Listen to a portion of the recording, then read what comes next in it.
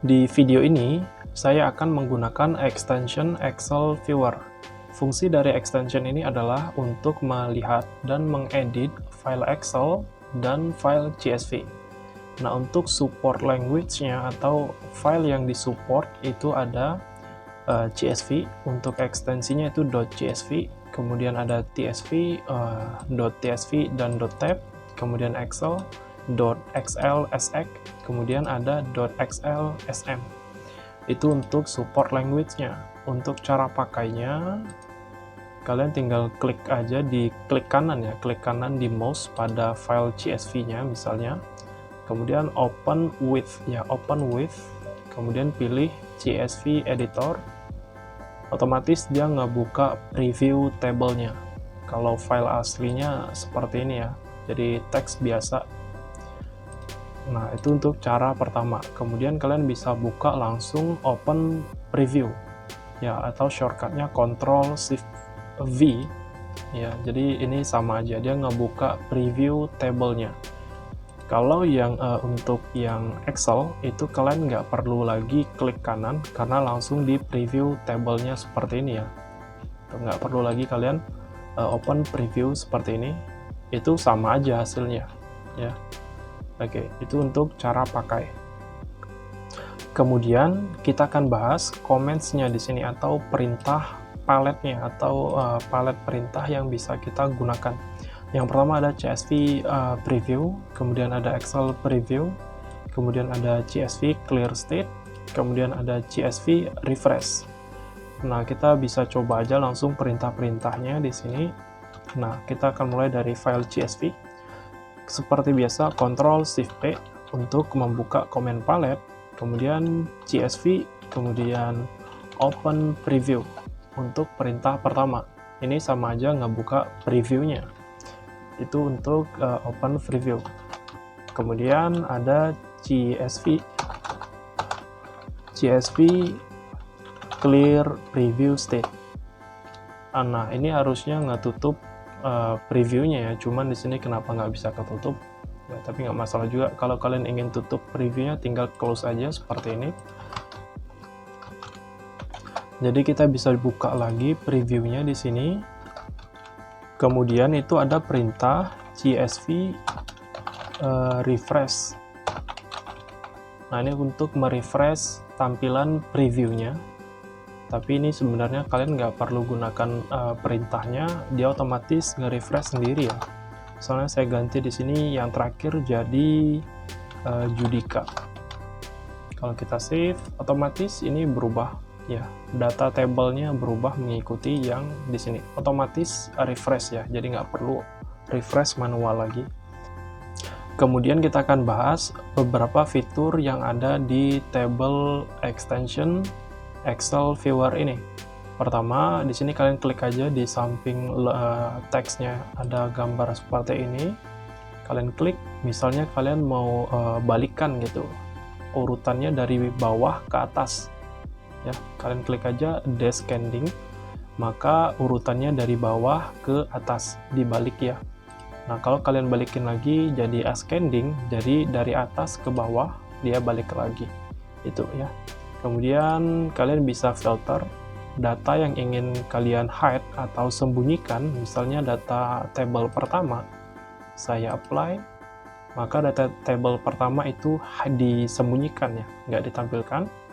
Itu untuk filtering secara manual ya, kalian bisa filter data yang mana aja yang ingin kalian tampilkan. Kita kembalikan lagi tampilannya seperti semula, kita select all, kemudian apply, maka tabelnya kembali muncul semuanya seperti semula. Nah, kita bisa mencoba filter by condition. Nah, ini kita bisa menggunakan percabangan atau perkondisian seperti bahasa pemrograman. Kita bisa menggunakan if, else, atau operator and, atau operator or. Langsung aja kita cobain di sini. Nah, yang pertama itu equals. Ini artinya sama dengan. Nah, jadi untuk tabel yang sama dengan Judika, datanya itu akan ditampilkan. Nah, jadi hanya Judika beserta barisnya aja ya, satu baris tabelnya ditampilkan. Kalau yang equals, kalau yang does not equal, artinya selain data Judika itu ditampilkan. Nah, di sini. Jadi selain yang ada Judika, datanya itu ditampilkan. Kemudian begins with. Nah, ini diawali dengan misalnya B, misalnya diawali dengan huruf B. Maka si data Bob ini yang keluar. Nah, kalau kita ganti jadi J atau JU, maka Judika yang keluar. Nah, itu untuk begins with. Kemudian ends with, ya, ini diakhiri dengan misalnya huruf A, ya. Kita coba apakah ada. Nah, jadi si Judika ini muncul karena diakhiri dengan huruf A. Kemudian ada contains. Kalau contains itu terdapat, ya. Jadi di table terdapat tidak huruf D misalnya, atau DA atau DAP gitu. Nah, kita cek aja di sini. Nah, di sini nggak ada. Makanya kita ganti di sini terdapat misalnya KA. Terdapat K misalnya seperti ini. Maka data Judika muncul, ya. Nah, kalau yang terakhir itu does not contain, artinya tidak terdapat huruf ini atau karakter K dan A. Kalau kita apply, maka selain Judika itu tampil karena nggak ada huruf K dan A-nya, ya. Itu untuk filternya. Nah, kita bisa menggunakan dua filter sekaligus, ya. Misalnya kita kasih equals, ya, di sini equals. Kita kasih nama Judika. Kemudian di data percondition kedua, kita menggunakan apa? And atau or. Kalau and berarti kedua nilai ini harus true, baru tampil datanya.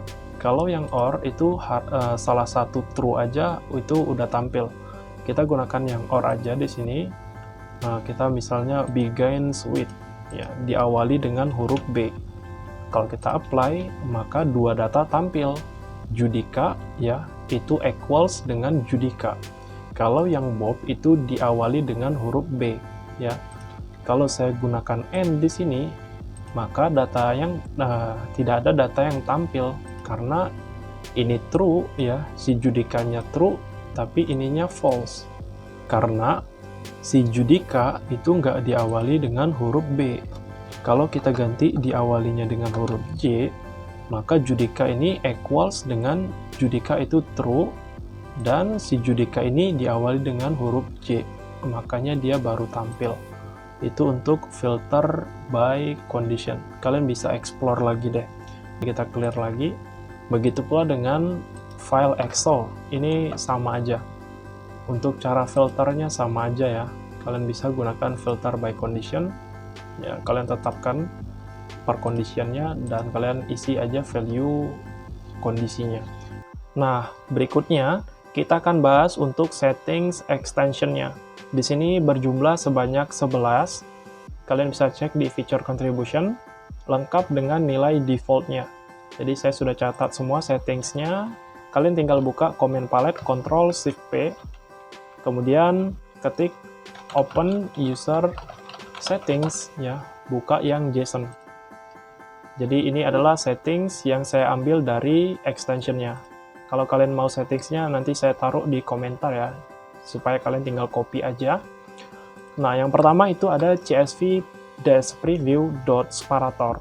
Ini fungsinya adalah sekat atau pemisah antara satu tabel dengan tabel yang lain. Nah, dipisah dengan koma, ya, defaultnya itu koma. Nah, ini berlaku di file aslinya, ya, bukan di file preview. Nah, di file asli. Jadi, setiap ingin membuat tabel baru, kalian cukup tambahi koma. Maka setelah koma akan membentuk tabel. Itu untuk separator. Kalau kita ganti di sini jadi titik koma, ya. Kalau kita lihat di sini previewnya jadi hancur, ya. Jadi satu tabel semua karena komanya nggak dianggap sebagai separator lagi. Kita harus ganti komanya jadi titik koma. Kita ganti semuanya jadi titik koma seperti ini. Maka tampilan previewnya kembali lagi, ya. Jadi saya menggunakan koma aja di sini. Saya kembalikan lagi. Nah, itu dia. Jadi ini nilai defaultnya udah emang koma, jadi kalian nggak perlu buat lagi. Kemudian ada CSV preview.quote mark. Nah, di sini kalian mau menggunakan quote-nya itu apa? Double quote ya, seperti ini defaultnya double quote atau single quote. Kalau single quote, kalian nggak perlu buat dash lagi seperti ini ya, karena dia nggak sama quote sebelahnya. Jadi kalau single quote langsung aja kalian buat seperti ini, nggak perlu dash. Sekarang kalau kalian mau buat quote ya, misalnya di sini. Nah, kalian tinggal tambahin quote di sini ya, satunya, maka ini akan menjadi string.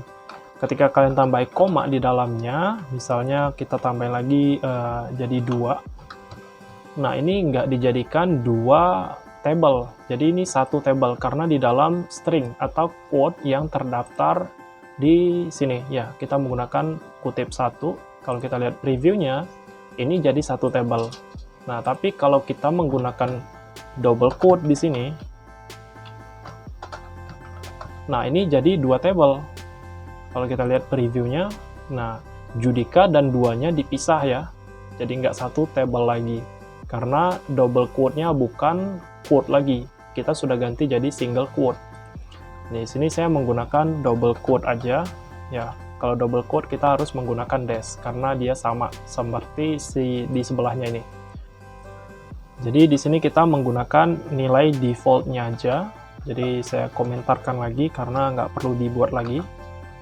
Nah, berikutnya itu ada csv-preview.hasHeaders.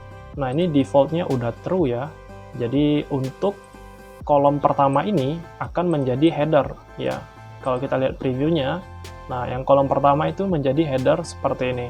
Kalau kita jadikan false di sini, maka kolom pertamanya bukan header lagi. Kita lihat di sini, nah nama, usia, kota, kuliah, alamat bukan merupakan header. Headernya sekarang adalah abjad ya, A, B, C, D, E. Jadi saya akan buat di sini jadi true aja, biar dia memiliki header. Jadi nilai defaultnya emang udah true, nggak perlu lagi kita buat. Kemudian ada csv preview.capitalis header. Nah, ini headernya akan menjadi huruf kapital semua ya, capitalis header. Kalau kita buat true di sini ya udah true ya nilainya defaultnya. Nah, ini kan namanya ini huruf kecil, kemudian kotanya huruf kecil, huruf A-nya juga huruf kecil. Tapi kalau di preview itu jadi huruf kapitalis semua ya. Huruf pertamanya besar semua. Tapi kalau kita ganti di sini jadi false, maka kalau kita lihat di preview, nah dia nggak jadi kapitalis lagi. Jadi sesuai dengan yang kita ketikkan di sini. Kalau huruf besar ya tetap huruf besar, tapi kalau huruf kecil nggak akan dijadikan huruf besar. Itu untuk kapitalis header. Di sini saya akan set jadi true aja, nilai defaultnya ya. Jadi kita nggak perlu buat lagi sebenarnya. Kita pisahkan. Nah, berikutnya ada csv-preview.resize column. Nah, ini fungsinya, si CSV preview ini akan meresize setiap column agar sesuai dengan isi kontennya. Jadi dia akan selebar isi kontennya aja. Kalau di sini, kita bisa lebar-lebarkan ya, sini. Jadi nggak akan di format, nggak akan dikecilkan sesuai dengan isi kontennya segini, atau segini.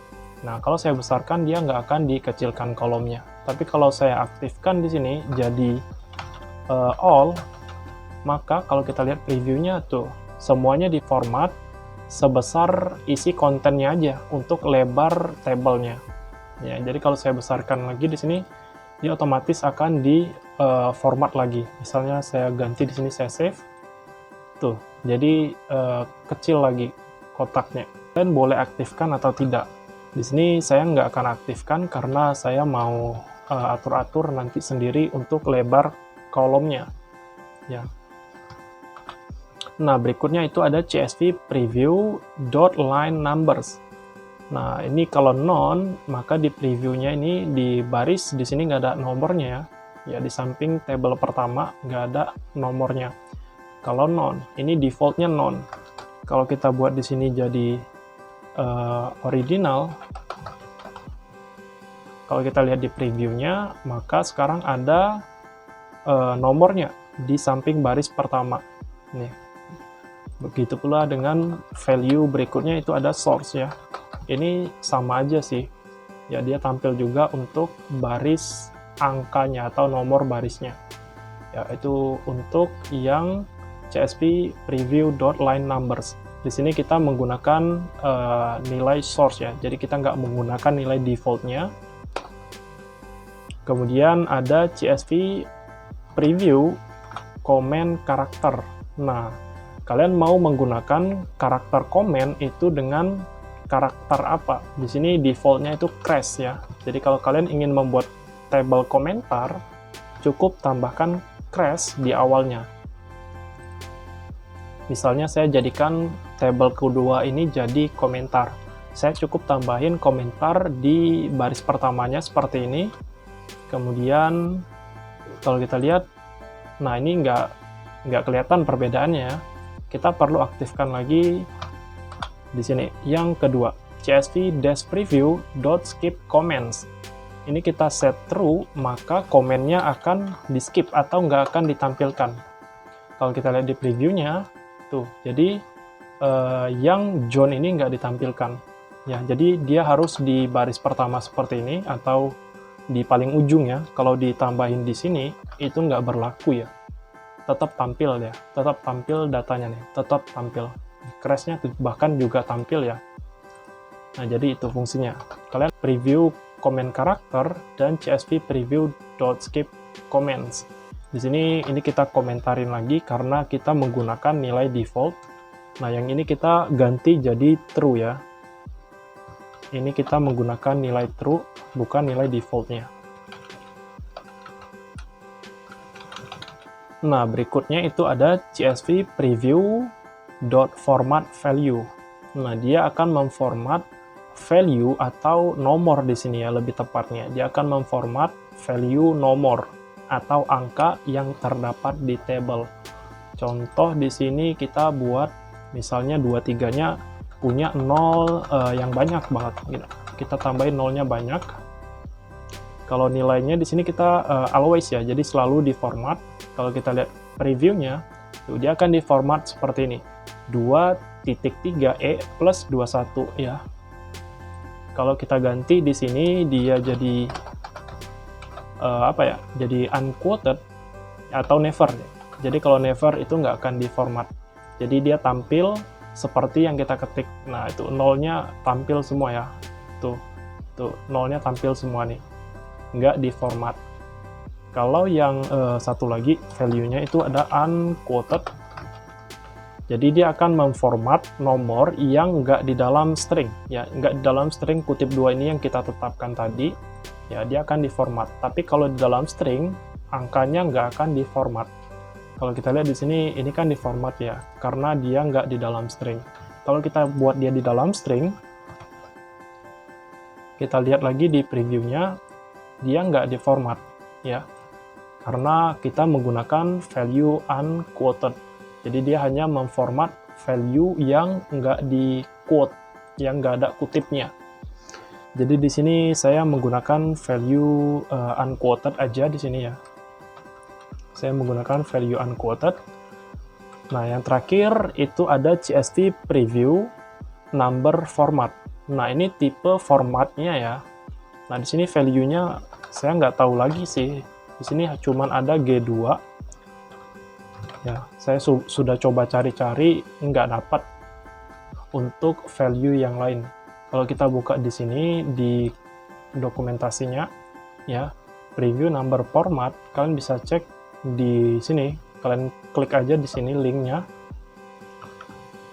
Nah, kalau kalian klik, kalian akan dibawakan ke dokumentasinya seperti ini. Nah, untuk valid optionnya itu sepertinya nggak ada ya. Saya udah coba-coba ini untuk B, dan C itu nggak bisa. Ya, jadi itu aja sih. Jadi ini kita menggunakan nilai defaultnya ya masih. Ya, karena nggak ada option lain ya yang saya ketahui. Jadi saya menggunakan nilai defaultnya aja. Jadi untuk pembahasannya mungkin sampai sini aja. Semoga membantu kalian dalam menggunakan extension ini.